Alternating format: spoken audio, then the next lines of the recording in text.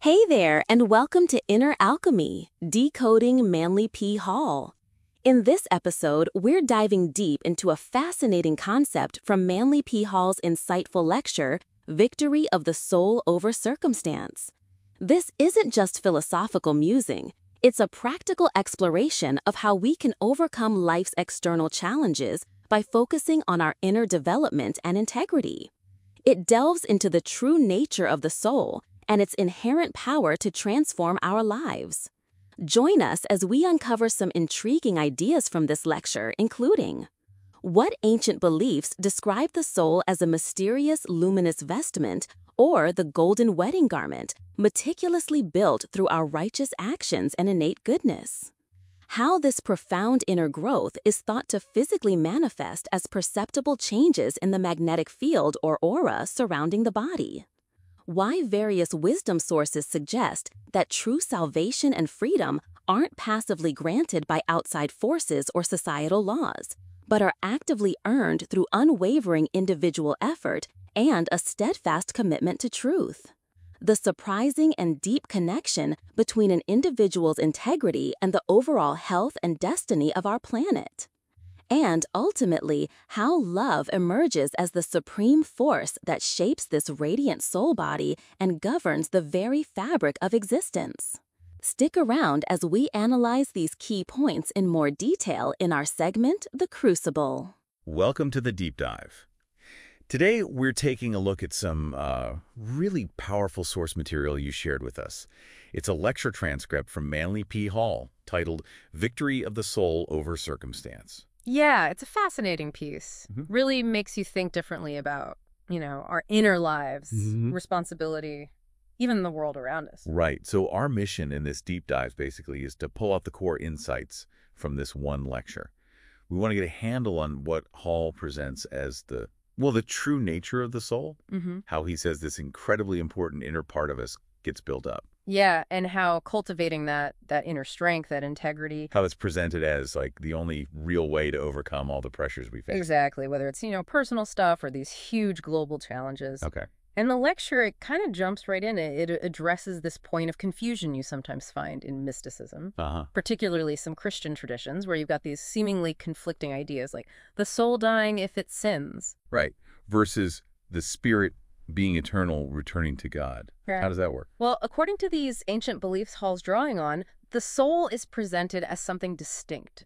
It's separate from the spirit. Okay. Not the same thing. Not the same. The soul is seen more like a vestment, something acquired. Like clothing? Yeah, he calls it a golden wedding garment. That specific phrase. A golden wedding garment. Wow. And here's where it gets, really interesting for me anyway. Go on. This golden wedding garment, this soul, it's not something you're just born with, fully formed. It's described as a construction, something you build gradually. Build it where? Within the magnetic field or the aura, the energy field around the body. So wait, it's not just inherent, it's earned. And it literally affects your energy field. That's exactly how the source lays it out. The soul, it's built step by step through conscious effort. Like what kind of effort? Things like genuine good works, a real desire to grow, to improve, and making intentional changes in how you actually live your life day to day. And doing that somehow changes the magnetic field. Yes, that's the idea. These positive, deliberate actions cause changes. They create a luminous quality in the field. Luminous, like literally glowing. Oh, maybe not visible to our physical eyes, but yes. It's presented as the manifestation of inner goodness, like a tangible light. And as a person increases in, let's say, righteousness, this quality gets stronger, brighter. It becomes this luminous vestment within their aura. The garment of righteousness, earned through living life well. Exactly. Earned through the labors of life. So this isn't just like a feeling. It's presented as building an actual inner body, something that protects you from the inside. That's the picture painted. Yeah. And the changes in the magnetic field, they sort of tell the story of your inner growth, your unfoldment. Right.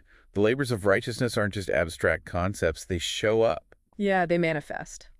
And importantly, if the growth is real, genuine, these qualities aren't just moods, they become part of who you are, your essential consciousness. Okay, wow. The lecture uses some really striking analogies too, right? Like the philosopher's stone. It does, that alchemical idea of turning base metals into gold. Mm-hmm. The soul is like that stone, or like the elixir of life. Mysterious terms. Yeah, and maybe they were used to guard secrets, but Hall interprets them here as representing this huge increase in inward power. Power that comes from, what was it, transmuting base elements. Right, and he's careful to clarify base doesn't mean evil, it just means material substance. Yeah. You know, the physical, earthly stuff we're made of, our everyday reality. So victory of soul over circumstance. It really means this inner light, this inner power you build, grows strong enough to overcome the outer pressures. Precisely. Strength develops within. It's not just reacting to the outside. And as we get stronger inside. Outside problems just have less impact. They don't control you in the same way. So salvation, or growth, whatever you call it, it has to come from within, not from changing jobs or moving house or anything external. According to this lecture, absolutely. It's an inside job. Completely. What about humanity's place in this? Does the source say anything specific about us compared to, say, animals or plants? It does, yeah. It says under normal conditions, we're kind of this earthy, we just react to material stuff like other natural kingdoms do. Okay, baseline reaction. And this is key, humanity has this tremendous inward power, something unique. Unique how? Well, in other kingdoms, power might protect the species, the group. But in humans, the power of redemption is within each individual. Redemption within ourselves. Yes, and the crucial point is, each one of us has to actively develop it. Strengthen it for ourselves. Nobody else can do it for you. And this goes back to that transmutation idea, changing the base material stuff. Exactly. Transforming the material parts of ourselves, our lives. It connects to that Plotinus idea, our roots are earthy, but the flower and the seed is in heaven. The source even uses Jack and the Beanstalk as a symbol of this growth upwards, maybe up the spine, the chakras, that kind of esoteric idea. Interesting. So the soul, then, is like the sum total of everything we've managed to do well. Pretty much. It's the collection of all those little wins, the daily victories. They form the basis of this inner redemption. And the message seems really direct here. The individual must save himself. Right. You can't be saved or destroyed by anything outside you. Your growth depends entirely on your own inner life, your own effort. And this building. It's happening all the time. Every day. Constantly, yeah. Every person is always building their soul, that wedding garment. Using what? Using the stuff of daily life, your circumstances, your interactions, your own nature. That's the raw material. And the method is winning those inner battles over doubt, fear, temptation. Exactly. Every little victory over those things add like a flash of light to this soul body, makes it more luminous. He uses the analogy of lights on a Christmas tree. Yeah, just like that. And as this soul body grows brighter, more substantial, it gives you more security, more inner power to keep growing. Okay, but what about the body and the spirit then? Where do they fit? Good question. The source contrasts them. The body, it says, has a material immortality. It goes back to the earth. The spirit has an immortal eternity. It returns to God. And the soul? The soul is the bridge. It connects the two. It's that mysterious elixir, that philosopher's stone, found in the process of transforming daily life. So even really small things matter then? Yeah. Like deciding not to say something mean? Absolutely vital. That choice, that small act of goodness, every tiny victory adds up. Adds up to what the lecture calls the great victory salvation. Right. But salvation defined very specifically here. How so? Not as being saved by someone else, but as the inner victory. Reality winning over illusion, truth over error, unselfishness over selfishness. The positive principle winning out over the negative within you. Always. That's the core definition here. Now, the lecture talks about this shadow. What's that about? Right? It draws this really stark contrast between the luminous soul we're building and what we usually think of as me. Which is the shadow. Yeah. What you see in the mirror, your physical self, the source calls that a shadow. Why a shadow? Because, it argues, our physical eyes can only see shadows, outer forms, appearances, not the inner reality. And the shadow self. Yeah. It's the source of our problems. It's presented that way, yeah. Yeah. It drives our appetites, our desires, ambitions, often in uncontrolled ways. It's behind broken homes, breaking laws, all the stuff that keeps us from real happiness, from truth. But does this shadow have any real reality? Interestingly, no. The source says it has no true reality on its own. It exists because we lack the eyes of the soul. Ah, those inner eyes. Which require developed faculties. And how do you develop them? through personal integrity, through building that soul we were just talking about. It all connects back. It really does, that magnetic field we mentioned.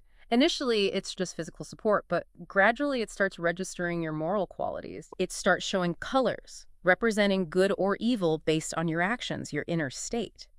It tells the sad story, as the lecture puts it, of someone who hasn't been touched by inner truth. So we need this victory of soul over body, cause over effect, reality over illusion. Yes, because living mostly in illusions are habits, maybe flawed institutions, mindless entertainment, limited education. Yeah. All that contributes to ignorance. It pollutes the magnetic field, makes it negative. And reacting to negative things also does damage. Absolutely. Reacting negatively or acting negatively yourself, it impoverishes your spiritual values. It makes that inner field dark, dismal. The lecture compares it to a drug addict's field. Tragically, yes. Yeah. Depleted, troubled. And a negative field. It just gets worse on its own. It perpetuates itself. Okay. Yeah.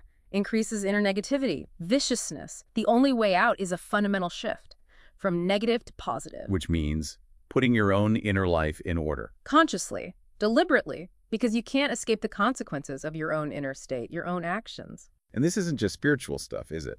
It affects your body. Definitely. The source links a lack of inner integrity directly to things like poor physical health, lack of peace, constant fear, nightmares. Self-destructive habits, too. Yes. Narcotics, alcohol misuse. The magnetic field gets so troubled it can't support health. Its protective energy is drained. Which might force someone to change eventually, just to survive. Often, yeah. But sometimes it's very late in life when that realization hits. Okay, now, how does this scale up? Does it apply to more than just individuals? It does. The source expands this whole idea to the planet itself. Earth is described as a living being. With its own magnetic field, its own golden wedding garment. Exactly. And just like we damage ourselves through lack of integrity, We damage the planet. when the life forms on it, that's us. Largely pervert opportunities, misuse resources. We drain the planet's strength, its beauty, its vitality. So things like wars, pandemics, climate disasters, earthquakes. They're presented not just as random events, but as symptoms. Symptoms of a sick planet. Wow. Like an individual having a breakdown or ulcers. It's a direct parallel. And the implication is, if you're living on a sick planet and contributing to that sickness, well, correction is inevitable. Can entire groups disappear because of this? The lecture suggests races, nations can vanish due to collective misdeeds, but life itself goes on.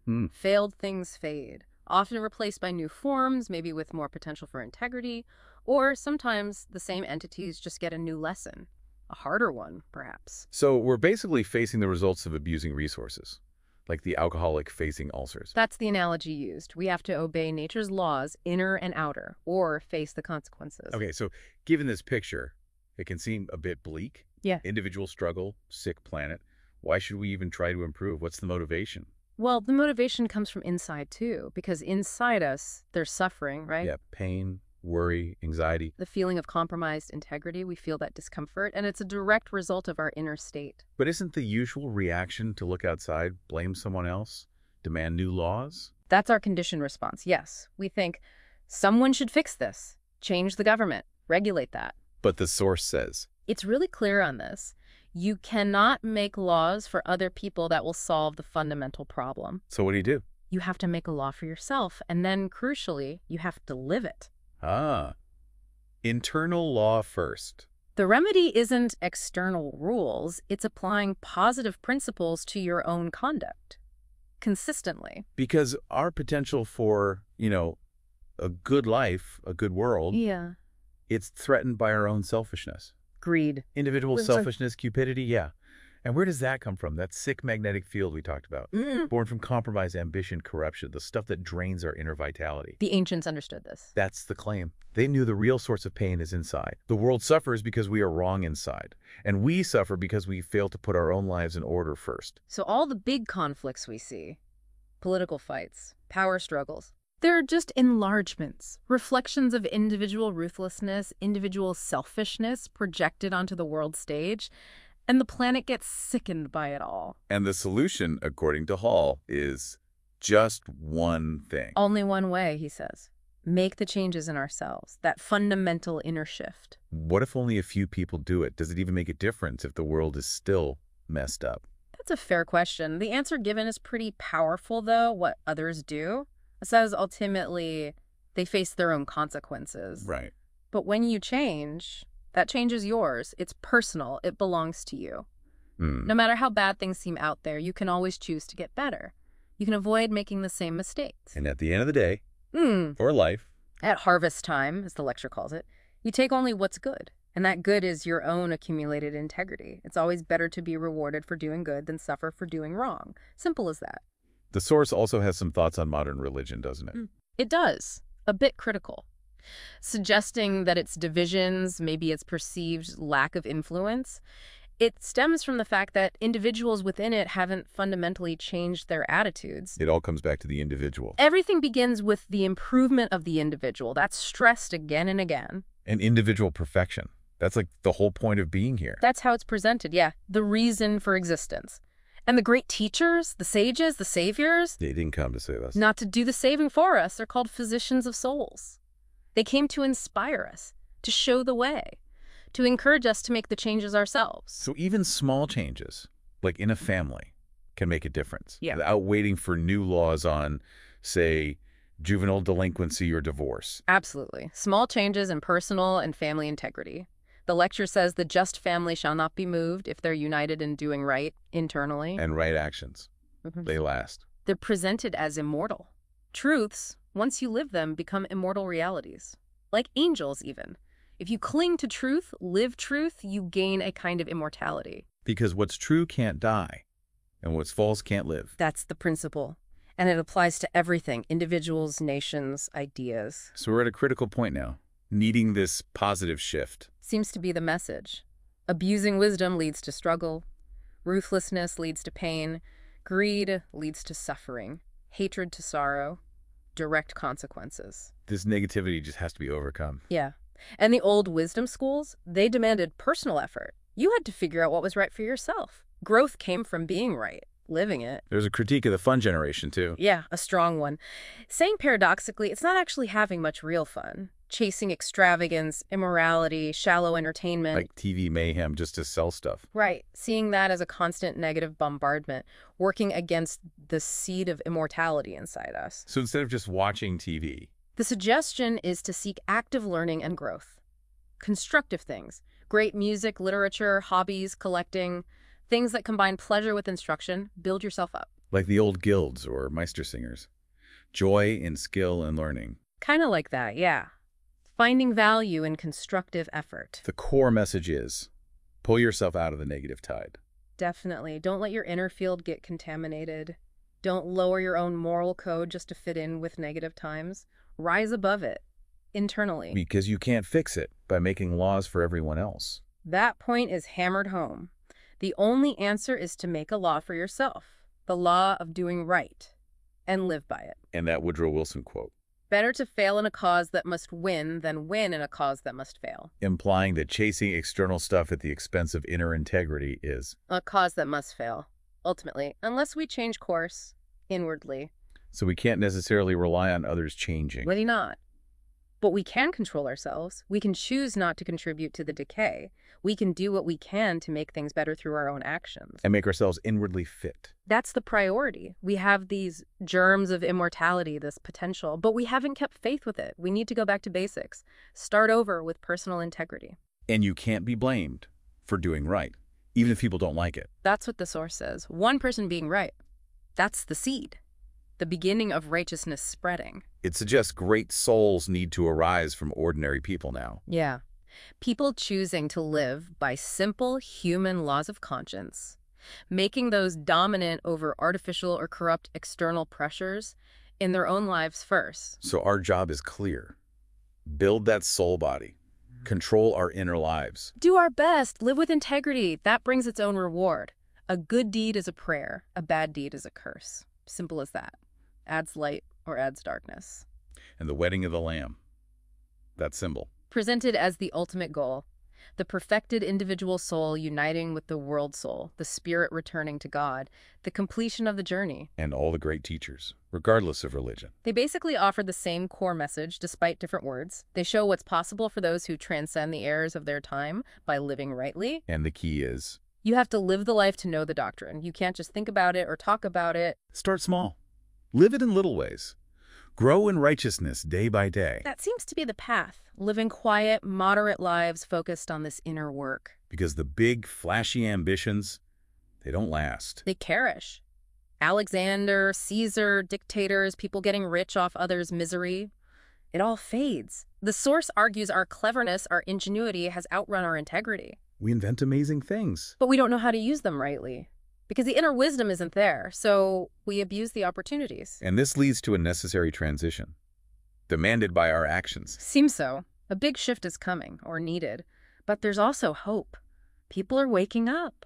How so? Starting to realize they're under a higher law, not just random chaos or free will without consequence. A law of wisdom, of mercy. And realizing salvation comes from your own integrity. That helps. It makes a positive contribution. Just realizing that is a step forward. And people are getting tired of the negativity. Many are. Tired of waste, superficiality, immorality. We see the evidence of being wrong all around us. But we also see what's right. Yeah. Dedication to being useful, taking care of things. True freedom. And true freedom isn't just doing whatever you want. No, that's presented as self-slavery. Putting your whims ahead of the common good, ahead of what's right. True freedom is The privilege to be right. Yeah. The inner liberty to choose integrity. And the reward for that freedom Is freedom from the disasters that come from making mistakes. From living wrongly. We don't need to change the infinite, the cosmos. No, the infinite is right. It's infinite love manifested everywhere. We just need to align with it. And living rightly allows that love to flow into us. Yes, becoming that radiant soul body. Love in us becoming love for humanity, expressed through our actions. And developing that love Yeah. that resolves the sins of the flesh Yeah. leads to caring for others. That's the idea. Soul power, the power of love lived through integrity. It masters brute force. It changes the rules. When love makes the rules in our own lives. So, okay, let's try to wrap this up. What does this all really mean for you listening right now? This deep dive into Hall's lecture, it gives us this really powerful vision. Challenging, definitely, but hopeful too. Yeah, the soul isn't just there or saved by someone else. It's something you actively create inside yourself. An internal, luminous thing. A garment you weave daily through integrity, those small wins, conscious effort. It's presented as your true self, the bridge between your physical body and your eternal spirit. And the source of your real strength against whatever life throws at you, personally or, globally. And the solution offered. It's so intensely personal, isn't it? Turn inward. Make a law for yourself, based on timeless principles, not just beliefs, but principles you live. Cultivate that righteousness. Live the golden rule. Don't just talk about it. And that inner transformation that's presented as the only real way, the only path to genuine personal peace and maybe eventually planetary health too. Which brings up a pretty big question for all of us, I think. Yeah. In this world, just overflowing with information, distractions, pressures, all screaming for our attention. Are we actually prioritizing this? This vital daily work of building that inner light, that luminous garment, our true selves? That's a heavy question. Maybe something to just sit with, a thought from the lecture itself. It's only those who live the life that can ever know the doctrine. Live the life. Yeah. What does living the life, that principle of daily inner integrity, conscious action, what does that actually look like for you right here, right now, in your circumstances?